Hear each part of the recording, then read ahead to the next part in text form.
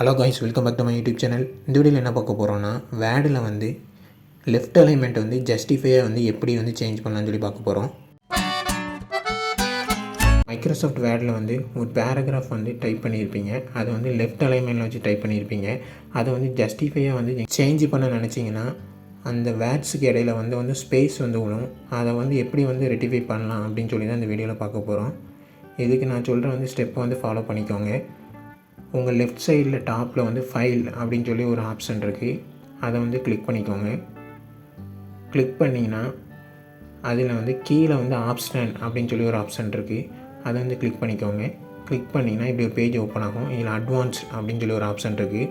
இதில் கீழே scroll down பண்ணி பார்த்தீங்கன்னா கீழே ஸ்க்ரோல் பண்ணி பார்க்கும்போது டோன்ட் எக்ஸ்பேண்ட் கேரக்டர் ஸ்பேஸ் அப்படின்னு சொல்லி ஒரு ஆப்ஷன் உங்களுக்கு இருக்கும். அந்த ஆப்ஷனை வந்து எனேபிள் பண்ணிக்கோங்க. எனேபிள் பண்ணிட்டு கீழே வந்து ஓகே அப்படின்னு சொல்லி ஒரு ஆப்ஷன் இருக்குது. அந்த ஆப்ஷனையும் கொடுத்து க்ளோஸ் பண்ணிக்கோங்க. க்ளோஸ் பண்ணிட்டு நீங்கள் இப்போது அந்த எந்த பேராகிராஃபை வந்து லெஃப்ட் அலைன்மெண்ட்லேருந்து ஜஸ்டிஃபை ஆகணுமோ அதை கிளிக் பண்ணிட்டு ஜஸ்டிஃபை கொடுத்தீங்கன்னா அந்த உங்களுக்கு ஸ்பேஸ் வந்து இருக்காது. உங்களுக்கு அலைன்மெண்ட்டும் கரெக்டாக இருக்கும். பார்த்துருப்பீங்க. இந்த வீடியோ யூஸ்ஃபுல்லாக இருந்தால் லைக் பண்ணுங்கள், ஷேர் பண்ணுங்கள். ஜிஎஸ் இன்ஃபோ தமிழ் சேனலை சப்ஸ்கிரைப் பண்ணுங்கள்.